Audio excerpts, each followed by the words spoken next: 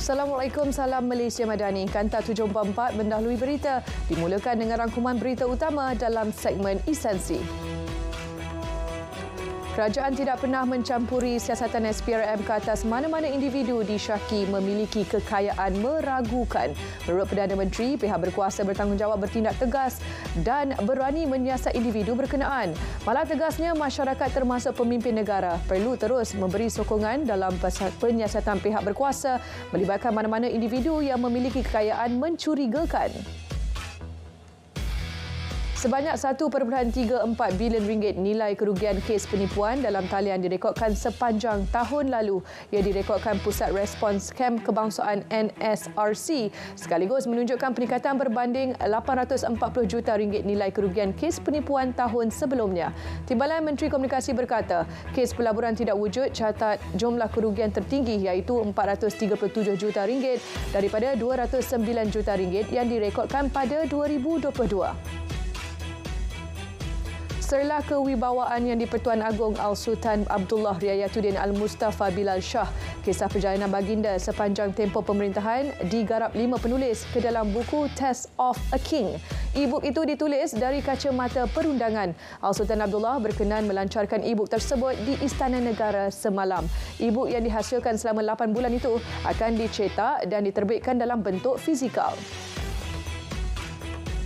Sambutan keberangkatan Sultan Johor Sultan Ibrahim Sultan Iskandar, 30,000 rakyat Johor dijangka memenuhi laluan dari Istana Bukit Serin Johor Bahru ke lapangan terbang antarabangsa Senai. Sultan Ibrahim akan melafaz dan menandatangani surat sumpah jawatan yang di-Pertuan Agong ke-17 di Istana Negara Kuala Lumpur Rabu ini. Ketua Polis Johor berkata 1,200 pegawai dan anggota ditugaskan pada hari keberangkatan baginda. Program subsidi bersasar sumbangan asas Rahmah Sara merupakan langkah besar bagi merealisasikan reformasi ekonomi negara mampan sekaligus menaikkan taraf golongan kurang berkemampuan. Perdana Menteri meninjau pasaraya borong terkenal di Meru Ipoh bagi melihat sendiri impak Sara. Sara ditambah baik bermula 22 Januari lalu dengan peruntukan 700 juta ringgit iaitu lonjakan lebih 5 kali ganda berbanding perbelanjaan 130 juta ringgit pada tahun lepas.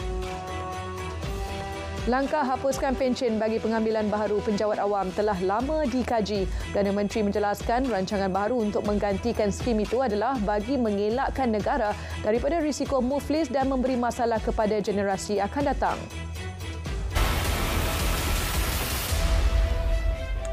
Bank Negara Malaysia menambah 4 entiti baharu dalam senarai amaran pengguna kewangan FCA di laman webnya.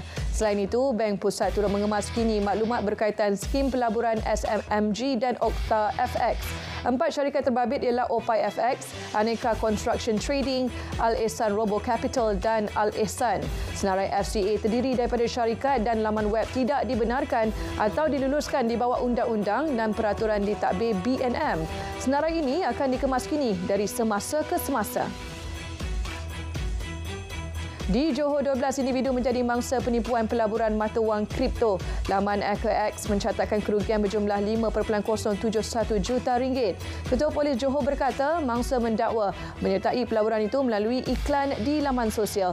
Mangsa diminta membuat pembayaran bagi mengelak wang pelaburan mereka hangus. Kes disiasat mengikut Seksyen 420 Kanun Keseksaan. 393 laporan kes jenayah komersial di Terengganu direkodkan sehingga 27 Januari lalu. Kes catat penurunan berbanding tempoh sama pada tahun lalu iaitu sebanyak 429 kes. Ketua Polis Terengganu berkata daripada keseluruhan kes, 90% merupakan kes penipuan.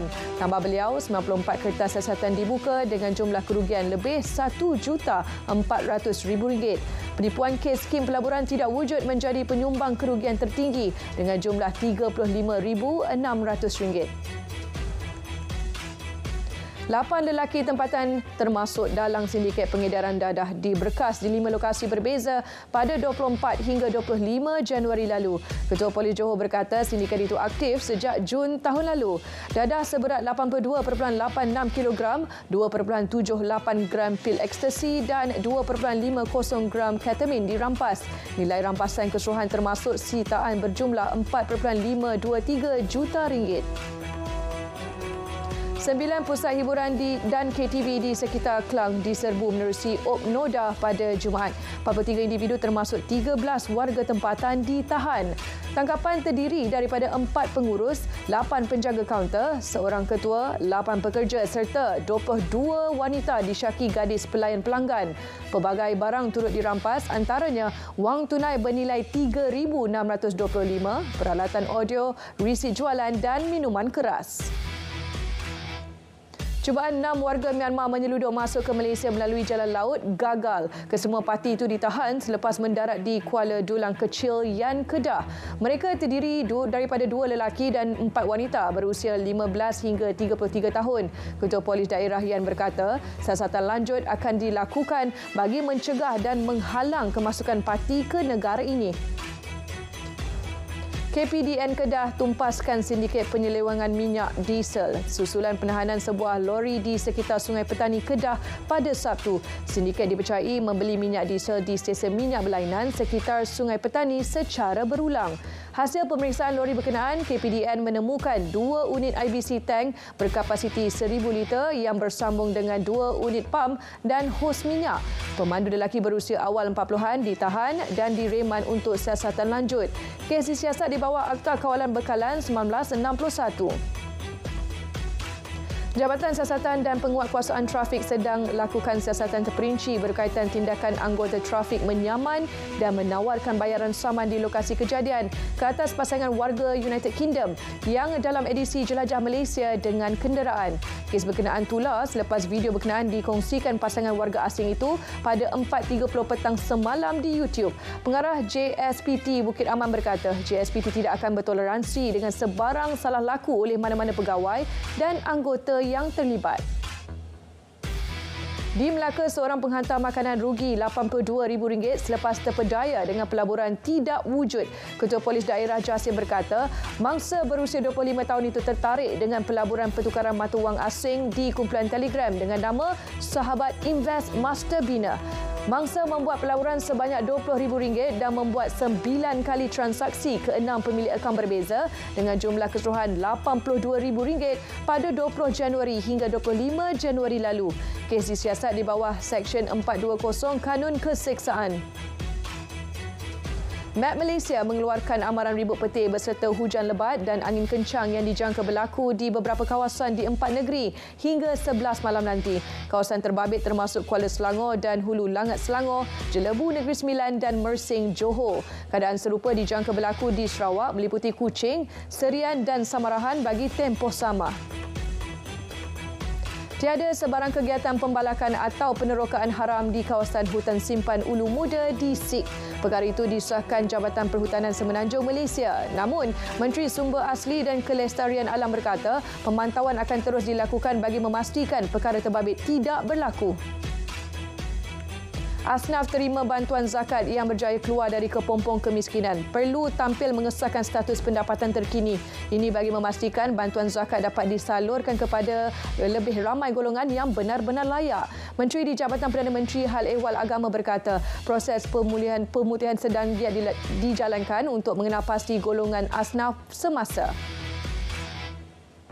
Perbetulkan niat dan fokus ketika beribadah. Menteri Agama berkata demikian ketika diminta mengulas mengenai tindakan rakyat Malaysia yang bersilat di Masjid Nabawi sehingga tular di media sosial baru-baru ini. Beliau menasihatkan agar umat Islam mengelakkan perbuatan dan tindakan yang dibimbangi menjejaskan nama baik agama dan negara. Persatuan Seni Silat Cekak Malaysia catat sejarah tersendiri apabila membuka galeri silat pertamanya di Muzium Negeri Kedah di Alustar.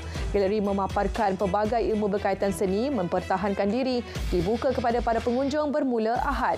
Ia beroperasi di tingkat 3 Muzium Negeri Kedah dan akan berada di muzium tersebut untuk tempoh 5 tahun.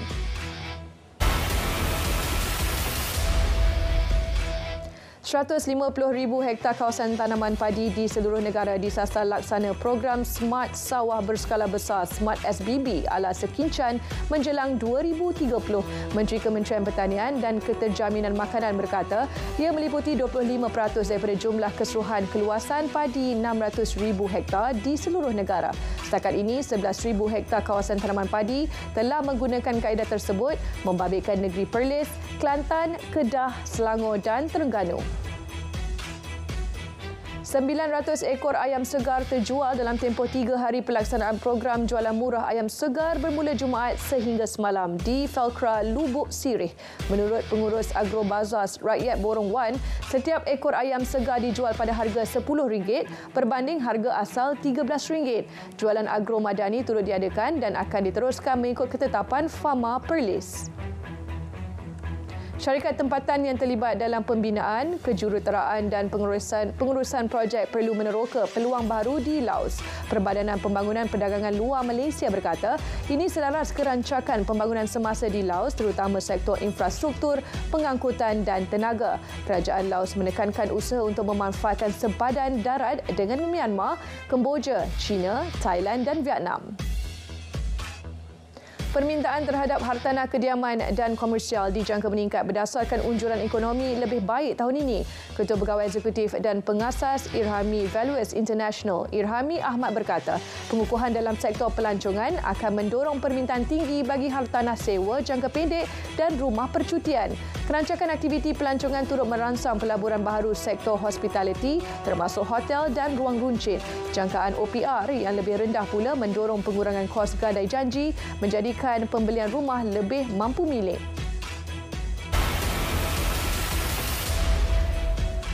Sekurang-kurangnya 165 rakyat Palestin terbunuh dan 290 lagi cedera dalam tempoh 24 jam selepas Mahkamah Keadilan Antarabangsa ICJ umum keputusan kes pembunuhan beramai-ramai rejim Israel di Gaza.